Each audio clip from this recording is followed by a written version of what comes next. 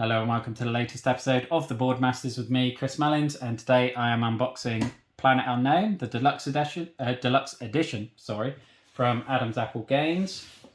Polyamino game where you're basically terraforming planets and making them inhabitable, and that's a theme I really enjoy. Obviously, I've got Terraforming Mars on the shelf. Thoroughly enjoy Polyamino games. We love Barren Park. Isle of Cats we enjoyed, not as much as we probably expected going in, but we're really hoping this is Polyamino to the next level that we are, so we can really sink our teeth into it, I guess. And first and foremost, we have got this wonderful Lazy Susan, which basically you store all your Polyamino pieces in here, and then you're spinning it round each time so that everyone is taking a piece at the same time and then fitting their pieces in the aim of reducing the downtime, so you're not sitting there while 2, 3, 4, 5 other players are having their turn before you get yours. You're all going at the same time, which anything that eliminates downtime is going to be a bonus. Now, you may well have noticed that some of the packaging, obviously the plastic packaging on the box is gone, and like this had a paper wrap. That's largely because I got halfway through the unboxing before I realised I hadn't pressed record on the laptop, which is fantastic. So I had to start again. Not the first time I've done that, but thankfully I realised before I got too far in. So forgive me for that. And then we got all these Polyamino pieces with all the different environments and things that you are putting in place on your planet. Obviously, you need water, you need Greenland. There's black for the tech and research. You've got your rover, which comes down. You've got these meteors, which are striking. Obviously, you don't want too many meteors because they're going to damage the infrastructure and things you've got in place. But they all look very cool. Nice artwork and everything on those. Obviously, not going to spend too much time on them because they are just standard artwork. Then we've got these scoreboards. Much needed, I think. I haven't had to use many of the provided scoreboards in the game so far, but we recorded Lizard Wizard last week, and that was one we definitely needed the scoreboard for. And my experience of Sovereignty playing this game, I don't know if it was just because I wasn't familiar with the platform and I didn't really understand the rules or anything, but definitely needed a scoreboard. The computer to do the scoring for me on that, so I'm thankful for that. I'm also very thankful for this. I have come to appreciate recently just how valuable a good insert is. Lizard Wizard's one is great. Assuming this is the first player marker here. Not quite as ludicrously big as Lizard Wizard's, but still a good size. And then we've got our section of cards. Can I get in without stabbing myself? That is the question. I have developed a habit of stabbing myself recently. Thankfully not in the unboxings, but cooking has not been my friend of late. So what do we have here? We have got personal objectives. So your neighbour objectives have the most civilization resources on the edge of your planet. So that's these little bubbles where obviously your people are going to live. Energy resources. So with your solar panels you can just make out here. So again, tech resources, as we mentioned earlier, biomasses. So you've got all your objectives, which again, I love little objectives in games. It's such an easy thing, really. Have the least rover resources, have the least civ resources. So again, it just completely changes how you play the game, and that added variability and that randomness that forces you to experiment with your strategies and your approaches is something I really appreciate, because otherwise you can just min-max it, I guess, I think is the term, where you're just focusing on the one sort of strategy. Advance two different, so I'm guessing these are like bonus power things you can get from techs. So you can advance your trackers, you can gain an extra patch, you can move your rovers more, gain some medals, which are going to help towards your scoring. Again, advancing trackers, even more powerful ones, collect 2 life pods, teleport a rover. So again, these are just going to certainly incentivize you to research tech, because I'm assuming that's how you will unlock these. Advance all trackers to the 5th position. Do not activate synergy boosts.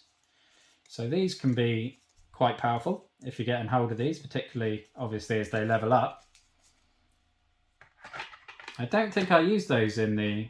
Did I use those on Sovereignty? I can't really remember. Again, like I said, I didn't really understand the platform very well. I certainly didn't understand how to get the events, which we are looking at now. It was drawing events. I didn't really understand it. So hopefully in this we will. So gain an extra rover. Nice. Always nice to have an extra rover. More objectives. Advanced rover or Civ trackers. I'm assuming these are just an event deck that you're going to draw at random, and then you're going to action what it says on there rather than regress rover or Civ tracker, because I thought it was like an objective thing, and maybe that's where I was going wrong, because it didn't seem to draw one every turn. Add 1 meteorite to an empty symbol on your tiles. Regress trackers. Rovers cannot move onto rover terrain. Tiles cannot be placed on the planet edge. Do not gain milestone benefits. Remove 1 Civ card from each rank. Destroy 1 collected meteorite. Gain a synergy boost or peak at the next event. So they look like they can... Again, I would assume you draw 1 each turn at random, and it's going to then modify that turn, which just, again, gives even more variability, even more randomness. All the stuff I like. And then we've got all these nice little tokens. I've heard people complaining about the wash on these, and I believe Adam's Apple did an update on this apologising for it. I haven't read it because as I late pledged, I don't get notifications on it. It's just something I've seen on social media and things with people receiving the games, obviously. And some people didn't like them. Some people said they did like them. I can understand people's issues with them, as you can hopefully see on there. There's some sort of blotchy black bits on there. And generally, I would be pretty gutted, to be honest, if I got things like that. But in this scenario, I think I've seen people say it, and I'm inclined to agree that because of the theme of this game, that basically you've travelled across space to colonize planets, and you know, you're terraforming, and this technology has been battered and bruised and travelled across the galaxy. As I said, it makes sense that it looks weathered and worn, and obviously just some standard Euro cubes there. Obviously these I say obviously, I may be wrong, but those are the meteorites. And yeah, it makes sense that in this context that the rovers and the life pods, which we're looking at here, yeah, I mean, yeah, if you're looking at it objectively, they've done a really pretty poor job with this, the wash on this. But like I said, in the context, it does make sense. It does make sense that it looks beaten up and weathered and old, and I can accept it and let them off, I think, on this one. Well, here we have one of the planet boards. We'll look at that in a bit more detail in a minute. That's obviously a very negative one. We've got the rulebook. So Earth has run out of resources. 1 to 6 planeteers have been selected to develop an unknown planet to preserve the future of humanity. Win the game by scoring the most victory points via efficient planet development, resource track advancement, collecting life pods, removing meteorites, and besting your neighbouring planets. So obviously every player gets a planet. I think the standard ones are all the same, but there is some asymmetric ones, which again mix it all up. And you're taking your tiles, you're placing them on, raising your trackers, depending on whether you're developing your biomass or your Civ or your tech or doing your rover. And again, as you place the tiles, it's going to influence that. It's going to up the trackers. It's going to give you powers and bonuses. And I assume like we saw those tech cards earlier, which give you the extra sort of actions and things. So there's a 2-player variant, which suggests to me it's probably not at its best 2-player. I would assume we're going to play this 3-player with me, Chris, and Chris. I would love to get it on channel with a 6-player, but I don't know if that's going to be possible. Obviously, I am aware you can play this solo because that's what I was doing on Sovereignty, and it is fun solo. It is a very fun puzzle. I am thinking of doing another solo series on the channel where I can blaze through the solo modes of some of these games, because obviously it takes a lot longer for me, Chris, and Chris to get together, or me and Stace to learn a game and things. So I might have to look to start a solo series maybe when Core Request's done. Then we've got our asymmetric corporations, and that's obviously going to give you different powers depending what corporation you're representing. We've got the Republic, which looks at focusing on Civ by the look of it. The Wormhole Core, focusing on biomass. Cosmos Inc., which looks like it's life pods and ravers. And then the Horizon Group, again, ravers and meteorites. So again, that's just going to change up your strategy. Even more types here. Jump Drive, again, teleporting rovers, advancing trackers. Oasis Limited. Oasis Unlimited, focusing on your water. Makeshift, just progressing your trackers by the look of it. Civ and Tech.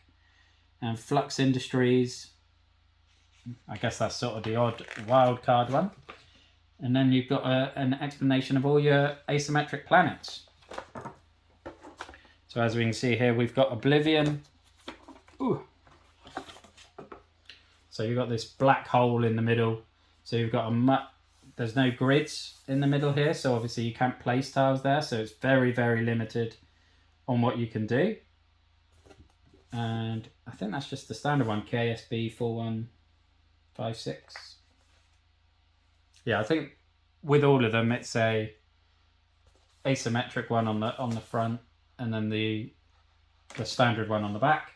Got this nice purpley one, Charybdis, where you've got a giant pit in the middle, causing you to build from the inside outwards. So basically you have to start from the middle and then build out, which is an interesting tweak, because normally you can, I think you have to start at the edge generally. Pagetnov, I think this is the Tetra style one, where basically you have to slide your pieces down as if you're playing a game of Tetris, which is just a great idea. I love that. And yeah, all the planets on the back are the same, so that's just the standard starter planet. Persephone, so it's split into quadrants, and each quadrant has one restricted resource. So you can't place Civ here, you can't place energy, you can't place life pods. So that is a really interesting wrinkle and tactic. This one looks cool. Cerberus makes sense with the three-headed dog with the 3 planets. Gain a bonus 2 medals for each planet your tiles cover completely. Okay, so that's kind of very Isle of Cats like, that you're covering up your rooms and getting medals and rewards for that. Lacuna. Only problem with my name on that is going to have Hakuna Matata stuck in my head the whole time I do it. You may not place tiles covering the holes of the planet. So that's some big gaps on there that you're gonna have. Petra. So this is you may treat the electrical current as energy terrain. There is no ice. So that's going to be a big bonus if you've got an energy targeted set of objectives or something, or corporation. But there is no ice, which is going to make it much harder to get water, I would think. And then we've got Carts. Your rover may not move onto toxic planet terrain. So obviously we've got these poison areas, and your rover is not able to go on those, so that's going to limit your movement and flexibility on that one. Tartarus, this is the one with the split down the middle. So you cannot place tiles to cover this chasm. It's basically split in half. So that it's really interesting, that one, actually. The more you think about it, in that you have to design your planet in 2 distinct halves. I don't think rovers can cross them either. No. So it's very much a planet of 2 halves, that one. K273, you may not place a tile that overlaps both planet terrain and planet ice. Okay, so that is going to be very, very tricky then. Although you're just going to have to put most of your tiles on the ice, I guess. Because there's very little land on there. Gaia, probably more traditionally Earth-like one. Every city not covered by tiles scores 2 medals. Score complete rows and columns as normal. So you obviously have these cities on the planet, which you can destroy when you place your tiles. If you place your tile over a city, then you've destroyed it. And pretty much murdered countless civilians on this planet that you're terraforming against their will, presumably. I don't imagine you've asked. And got permission to crush their villages. Arashi. Every tile placed onto the planet's ring must also be anchored outside the ring. Okay. So with this middle ring like Saturn, it can't just be a single tile there. It has to be a double one placed off the ring as well. So lots and lots of variety, as you'd expect, I guess, from 12 asymmetric planets. Nice glossary on the back. And then we have the dual layer player trackers for the corporations. I love a dual layer tracker. Double-sided, depending on what corporation. And as we all know, if you play Terraforming Mars or any game that's got those typical like Euro cubes, you want dual layered, because if you're knocking things, or it's very easy to knock it and then they go everywhere, and then it's a nightmare trying to remember where you were. But yeah, they're basically similar either side. It's got the 5 trackers. It's got your level of those events. And you collect your meteorites, your medals, you got your rovers. Really cool. And it looks like it's going to be one that's hopefully fairly quick and easy to set up. It's basically take a planet, take a tracker. Once you've got these inserts set up and the tiles already in the Lazy Susan, I do think this is probably going to be a nice, quick, easy one to set up. And the insert's going to help. I am looking to do a video next week talking about inserts, because I have absolutely fallen in love with good inserts recently. And yeah, I don't really understand why they are not standard to have a great insert. But that is it for this video. That is Planet Unknown. That is the unboxing of the deluxe edition. Hopefully you like the look of that. It will be coming to the channel at some point over the summer. It's going to take a while, I'm afraid, but yeah, it will be coming. But thank you for watching. Look after yourself, stay safe, and have a good one. Bye-bye now.